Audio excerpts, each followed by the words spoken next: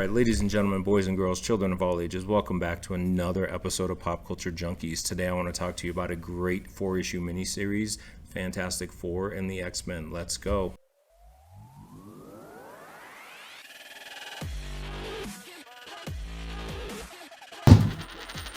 Alright, so I want to do a review with you guys of a great miniseries. Kind of came back into mind for me just recently, and when I thought about it, I thought, why don't we should do a show about it? There's a lot of interesting things that happen here, and I think you guys will enjoy it.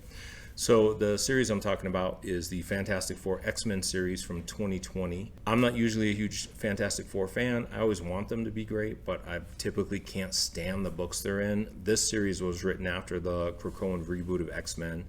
I didn't realize until writing this episode that the book was actually written by Chip Zdarsky. Has some fantastic art from the Dodsons. Zdarsky's been amazing on Daredevil. You guys have heard me say it over and over the past year how great he's been on Daredevil since it rebooted. And I'm enjoying his Batman so far too. This really was a mini series with a stellar team. You can still pick up these issues at a reasonable price. Head to your local comic shop and show them support by picking up back issues like these. These are the kind of things that keep your local comic shop open. You don't have to spend thousands and buy key issues. Go there and support them and buy all these other back issues they have of these great series that you can get at an easily affordable price. You could probably pick these up for like 20 bucks total. The series centers around one sticky plot point. It happens after Krakoa. The mutants of the world have embraced Krakoa and have been given this refuge and this nation, this country, citizenship. Krakoa's for all mutants. But one person was noticeably absent from the beginning, and that was Franklin Richards. For those of you that don't know, Franklin Richards, of Reed and Sue Richards, is actually a mutant. Yes, has an X gene, is a mutant, or was. So there's two key results from this mini. One, it's revealed that Franklin isn't actually a mutant. He's revealed to have used his reality warping abilities to trick reality into thinking he is. For those of you that don't know what Franklin's ability is, it's literally to create reality. Like, he's probably the most powerful person in the Marvel universe. So at one point he recreated all of the alternate realities and worlds that were out there, I believe, after Battle World with Doctor Doom, after Doom stole the Beyonder's power. Another mini we should talk about in the future. So Franklin uses his reality warping abilities to trick reality into thinking he's a mutant. It's a dumb reveal. Speculation. It was out there that this was done because the writer on Fantastic Four didn't want to have to deal with Krakoa at the time. Whatever the reasoning, I have to say that this is one of the dumbest reveals I've ever seen. I absolutely hate that they made this change of this character. I love this miniseries. This was a stupid idea. Completely asinine. Nothing done in Fantastic Four was worth making this change to this character. It served zero purpose. There was no worthwhile reason to do this. Fantastic Four is about to reboot. Krakoa has been immensely successful, much more than anything on that Fantastic Four run was, and I'm hoping that the new current run of Fantastic Four, starting this month, November 2022, will retcon this decision from existence, and Franklin will go back to being a mutant again. The other key that's really fucking awesome is the interaction with Xavier, Magneto, and Reed Richards. So the mutants pay a visit to the FF, right? They want to know what's up with Franklin, why he hasn't been to the island, are the Fantastic Four keeping him from there, etc., etc.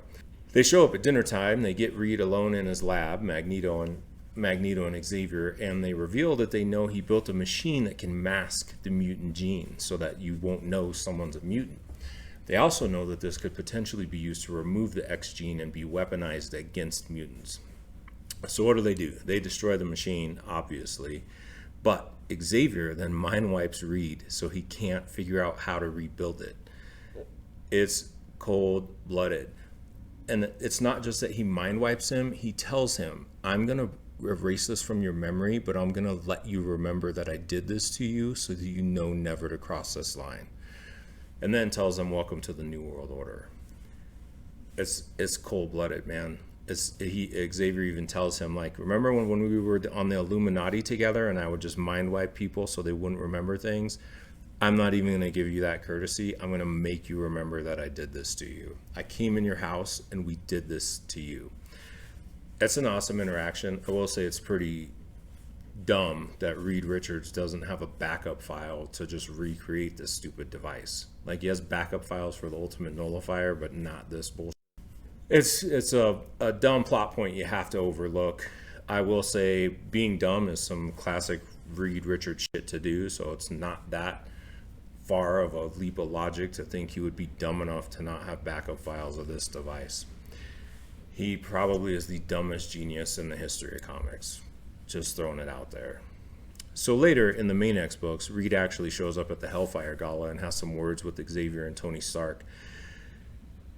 The words with Xavier, we don't really see what he's saying. He just kind of mumbles something, and it's just got those little scribbles. We know what it's about, though. It's about this. He mentions it when he first shows up at the gala, that he has not forgotten what they did to him.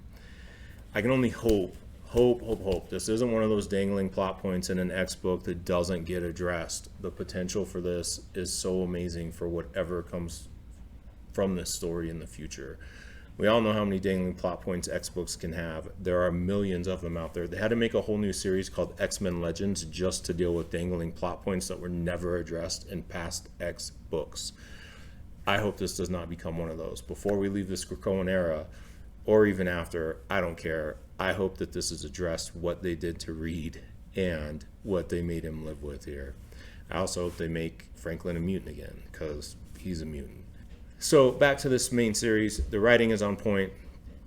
All of the characters feel like themselves. They don't do anything too dumb except Reed, but we've already covered that. And sometimes Terry's characters, when you're looking at the art, they can start to blend together. They kind of can get that thing where they kind of have the same face and the same body and the same poses, etc. Doesn't really happen in this book. It does a great job differentiating them all. And the flow on the page, like from panel to panel, is very well done. The coloring, the inking, everything's like really top notch on this series. Like I really enjoyed revisiting it and rereading it. It's a really amazing book. It's 4 issues. It's, like I said, cheap to pick up right now. Head to your local comic shop, support your local comic shop, pick it up, check it out, and let me know what you think in the comments. Remember, if you like this content, hit like and subscribe, and I'll see you on the flip side.